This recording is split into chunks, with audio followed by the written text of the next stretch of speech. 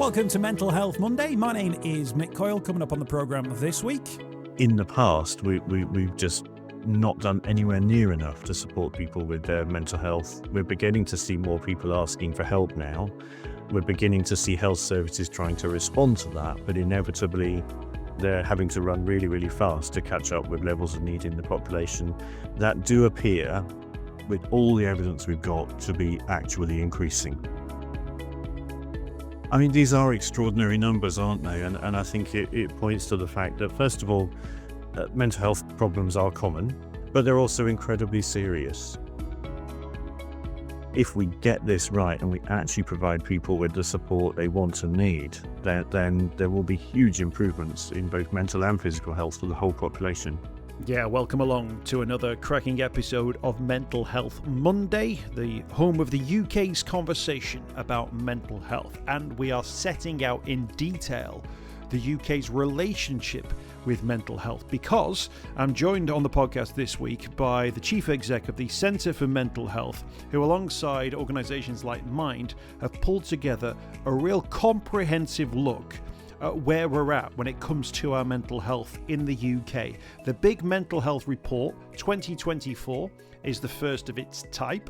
It won't be the last though, and each and every year the same report will chart the rise and fall of issues that we have around mental health within social sectors, within the workplace, within our young people. We'll look at the number of sick days that are being taken. We'll look at the big picture when it comes to mental health. And so often we're looking for the big picture. We're looking for the data that shows the need to take action around the UK's mental health situation. And of course, that's what this podcast has been about for 340 previous episodes. So let's spend some time now looking at where we're at heading into 2025, what steps we can take, what recommendations are being talked about in terms of moving things forward, and really getting a sense of understanding that although it might be very difficult to hear, given how much great work goes on in the mental health world, that the mental health sector is really a place which is having to deal with more and more people, and is also having to shoulder the burden of some of society's issues that go beyond what we traditionally consider to be mental health issues. It's a really fascinating conversation with the Chief Exec, Andy Bell, and I'd urge you just to sort of soak up as much as you can about the state of where we're at, because it's really going to set the tone, if you like, for where we'll move to in the future. The Big Mental Health Report 2024 is out now. I'll put a link to that in the podcast notes so you can check it out. But I started off by asking Andy about why it was so important that a conversation like this takes place and that this report pulls all the data that we've got together into one place. My name's Mick Coyle. You can check me out on social media. Links to that in the podcast notes. Do get involved. If you've got recommendations for guests, I would love to hear from you. First up, let's hear from Andy. We know mental health is a really important part of our lives. If we don't have good mental health, we don't have good health, and it has a huge effect on the way we live and our quality of life, and indeed how long we expect to live for. So we know our mental health is really important to us as people, and we know that traditionally it's been overlooked. Within the health service, it's often less important in people's minds than physical health.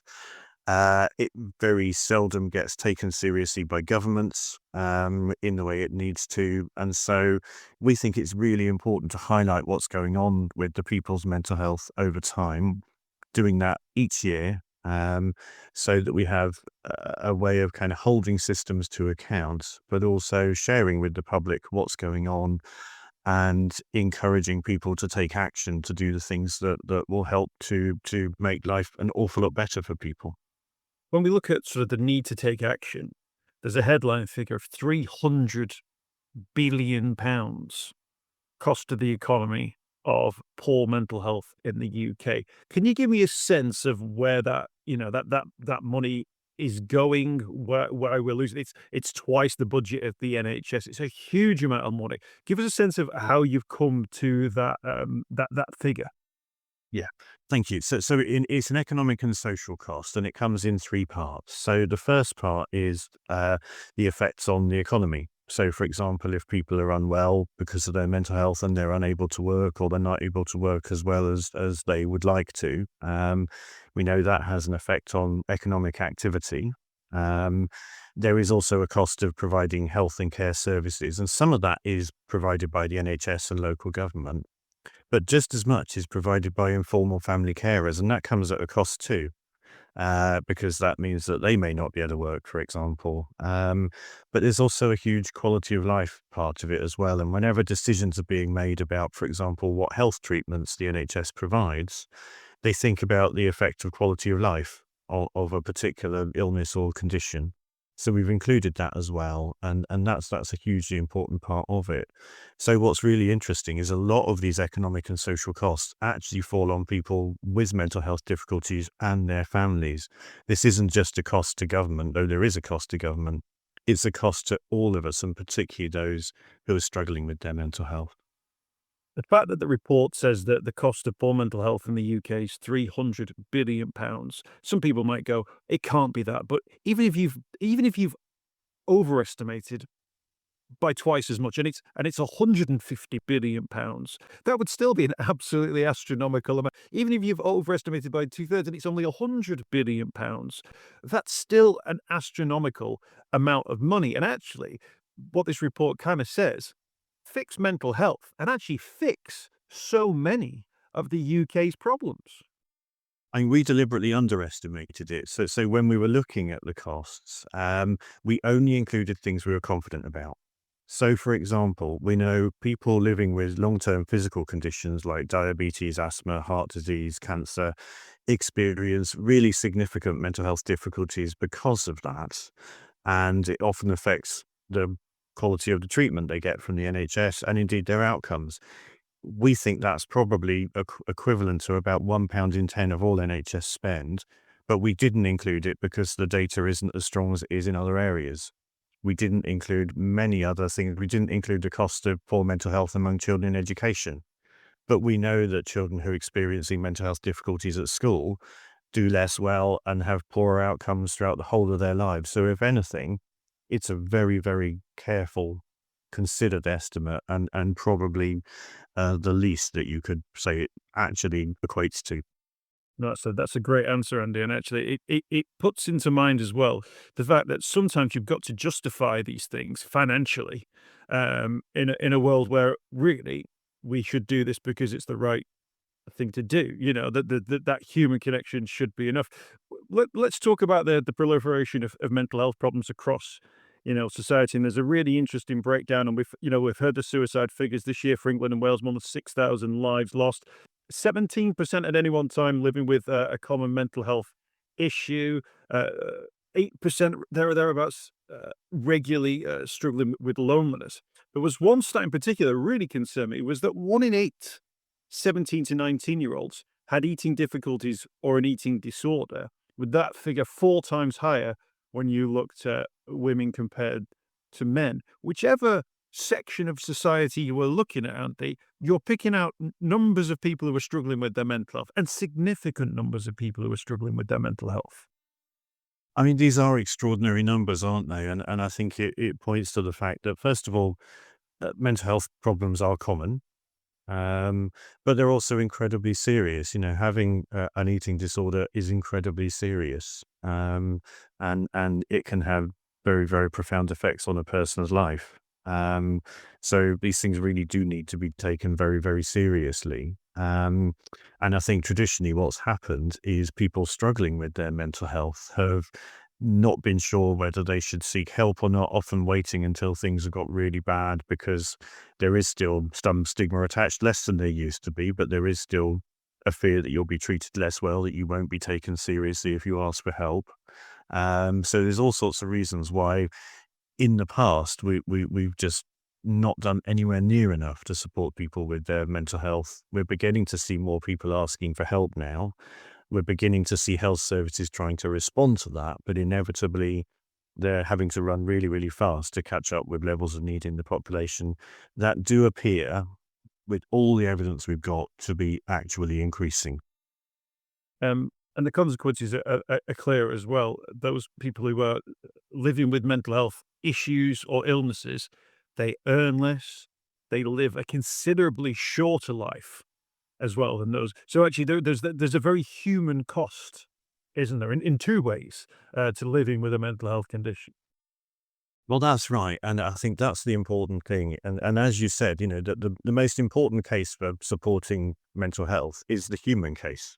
The economic case should only ever be in support of that. And we know that if you have particularly a long-term mental illness, one that goes on for a long time and affects you kind of very significantly in your life, um, the chances are you will have a much shorter life. And most of that is due to the fact that people with mental illness are predominantly on lower incomes, predominantly in less good housing.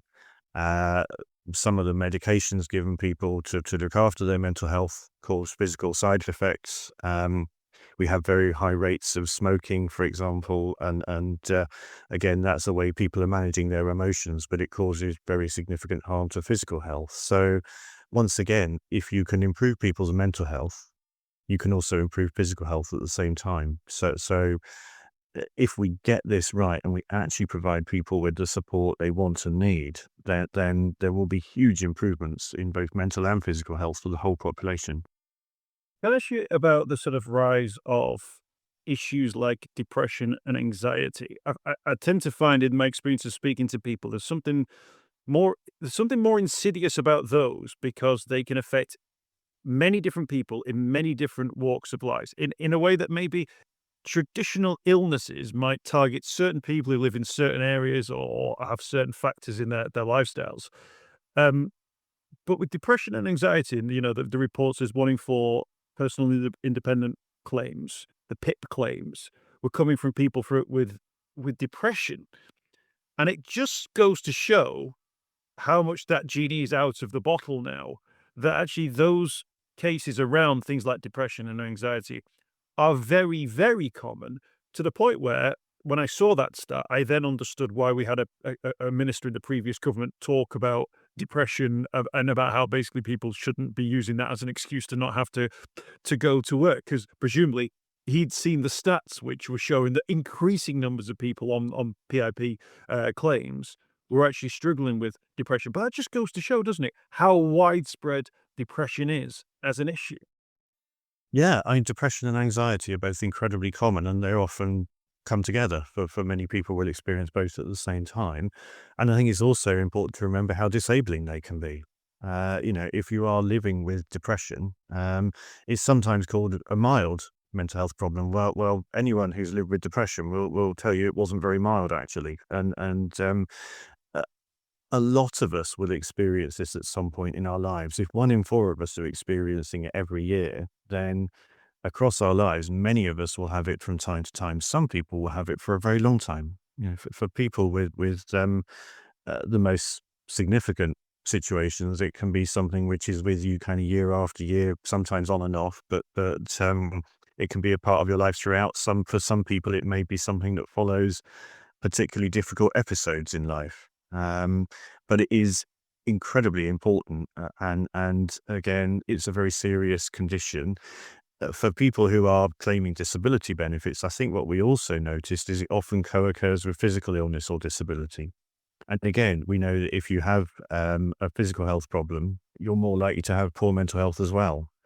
So depression often goes hand in hand with physical illness. So although 1 in 4 people claiming PIP might have depression, they may be claiming it for another reason, but they also have depression largely due to how incredibly challenging life is with a long-term condition. In terms of those sort of spikes that you see, and I know you pulled the data in from many different sort of means, current studies, the YouGov sort of work as well, in terms of the polling that's gone into it as well.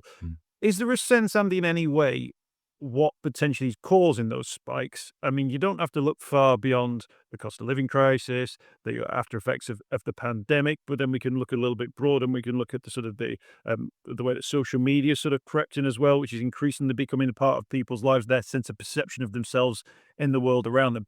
Is there a sense in the report or from the findings of the report around what are some of the drivers around some of these increases? Yeah, I think that's the thing that we're still learning and trying to kind of figure out. Um, and so there's no doubt in the last few years that the after effects of the pandemic have been very significant, particularly for children and young people.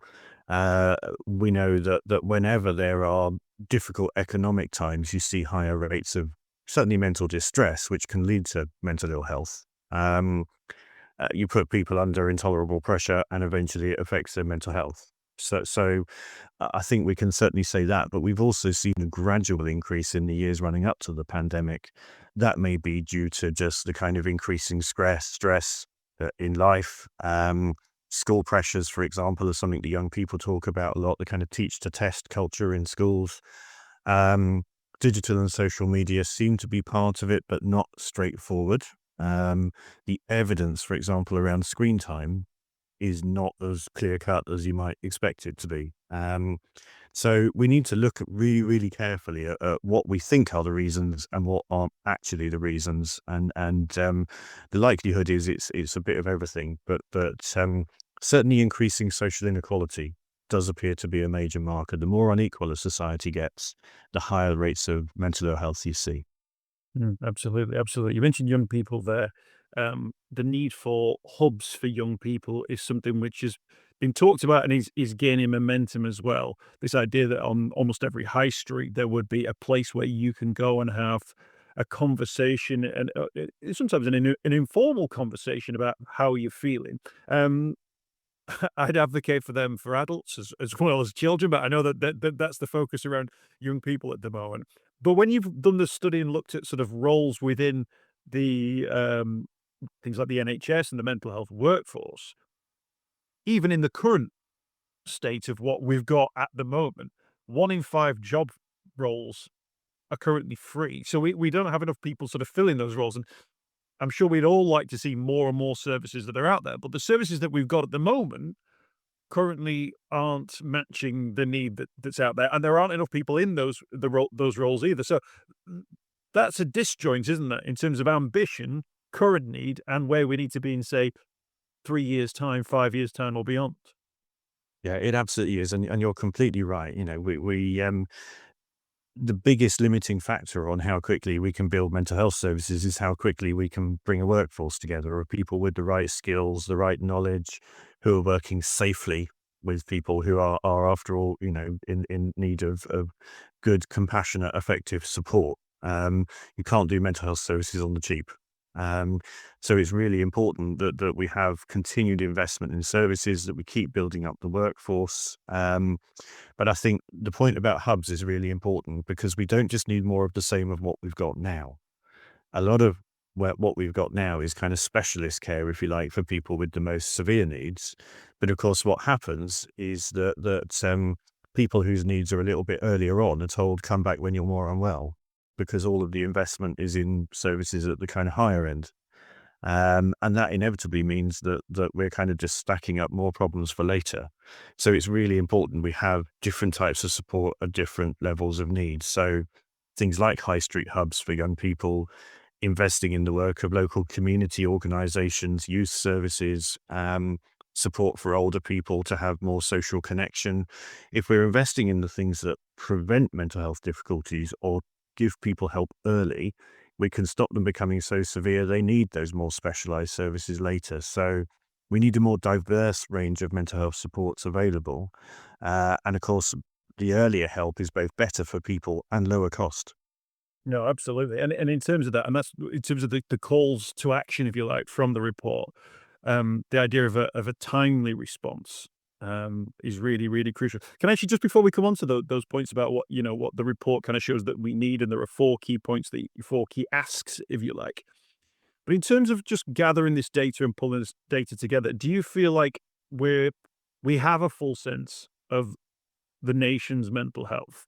And do you get this as the decision makers fully understand the needs of the nation when it comes to mental health and the effects of poor mental health on the nation? Because, of course, we're never going to get that appropriate response until it's fully clear what the consequences are. Now, the risks, as you've just pointed out there, a little bit like with the pandemic, it's only when people start dying do you start taking action. Yet, quite clearly, the suicide figures have never really been enough for a government to really, really take this seriously and treat it as the pandemic that it almost certainly is.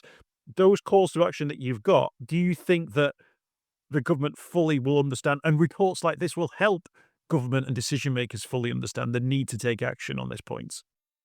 Well, we hope it will. And hopefully the fact we're doing it year on year will mean that we'll be able to build that evidence as we go, though I'd rather not wait. I'd rather see a kind of proper, holistic, full-on government response to this and an NHS response to this now. This can't wait and it shouldn't wait. People's lives are being affected very, very severely by it. I think what we've done is tried to pull together everything we've got into a single volume. That doesn't mean we know everything. There's a whole bunch of stuff we don't yet know.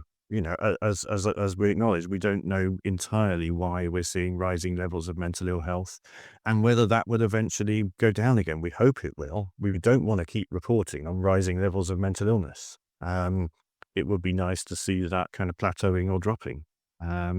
So I think we know as much as we are able to gather, but of course, it's been an under-researched area. We don't ask the right questions. Think about all the times children are asked about their physical health and their height and weight when they're at school. Very few people ask children about their mental health and well-being when they're at school, or do anything about it, even if they ask. So we're still very, very much at the foothills of really responding appropriately to the levels of need that are out there. But I very much hope that national government takes this seriously, and that's the national governments across the four UK nations, but also local government, the combined authorities in many parts of the country now, and indeed the people making decisions in the NHS locally about how they spend their resource. We hear far too many examples still of mental health services not getting appropriate, fair levels of funding compared to other services because they're just not taken as seriously. Absolutely. I'll put the links to the report in the podcast notes so people can go and read, particularly those recommendations about a timely response, so that when people do flag that they've got an issue, that it's there's a process in place there. Supporting young people, we've touched on that as well, with the opportunities there.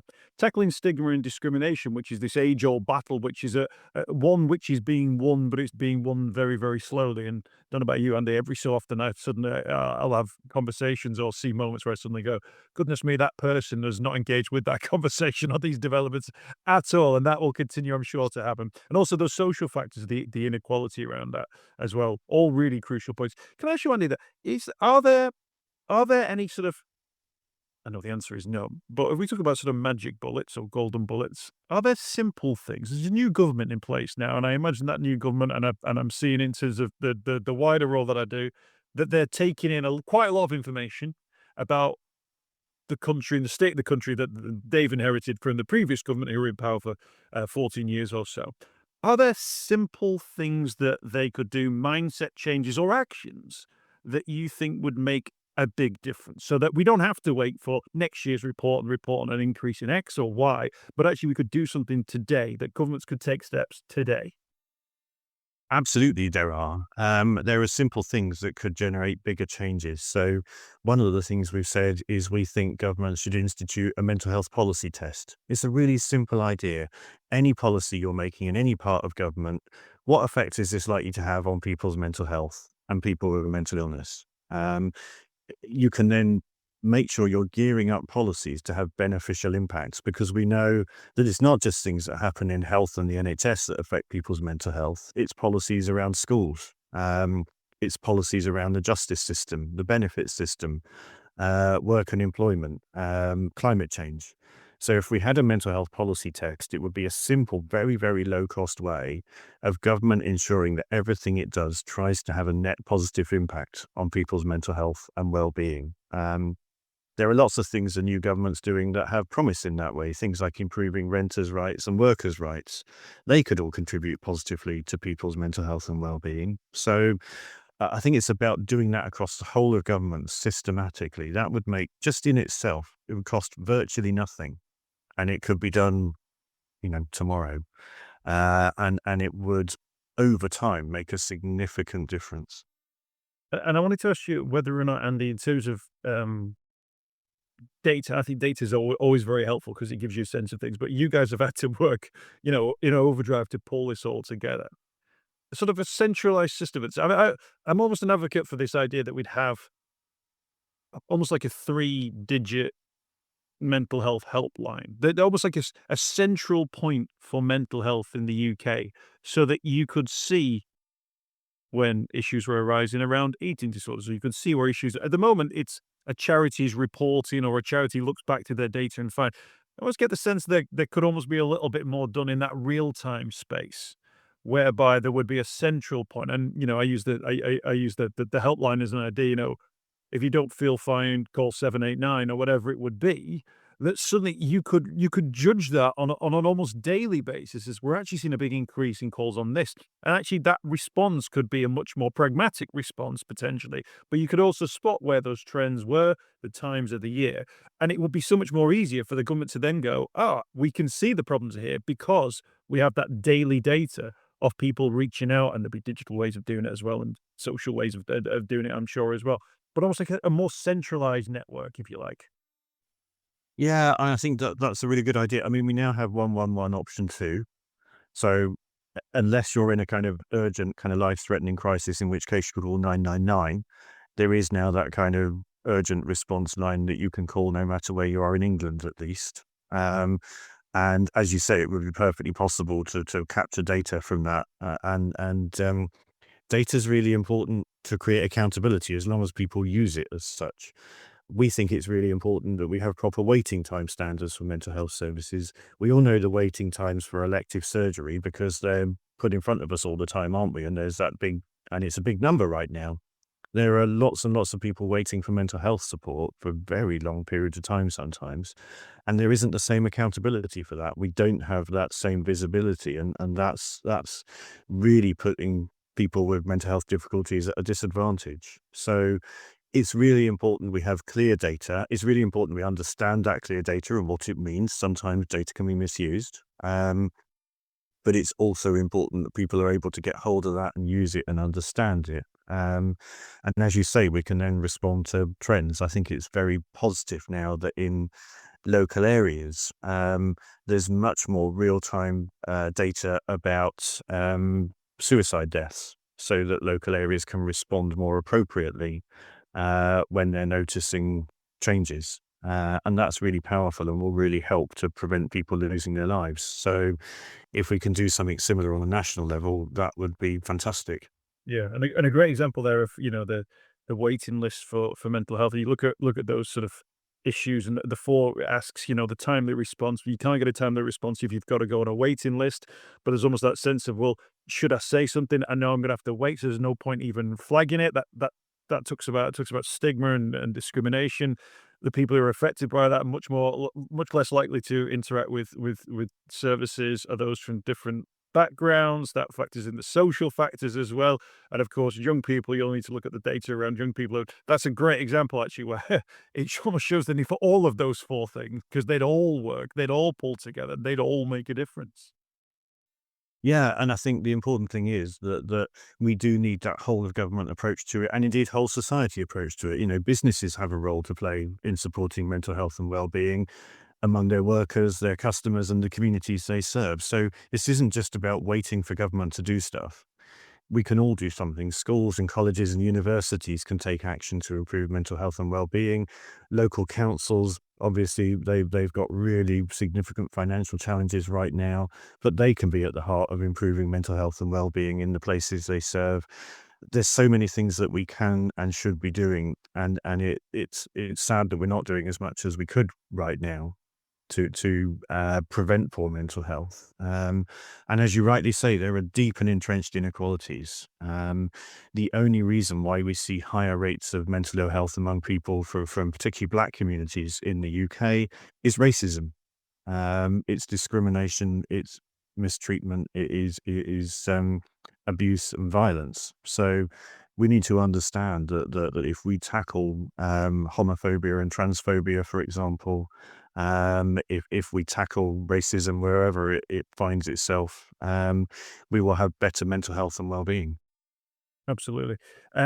Andy, thank you so much for your time. The big Mental Health Report 2024 is out now. I look forward to this being an annual chat, Andy, where we can catch up each year, talk about those trends as well. Let's hope those trends and the arrows are pointing in the right direction. I think we kind of get a sense of maybe that might not be the case for next year, but let's hope that, you know, as things improve and as the government sort of takes a look at this, that it acts and looks at those recommendations. Things don't always happen very quickly in this space, but fingers crossed we can really start to see that difference.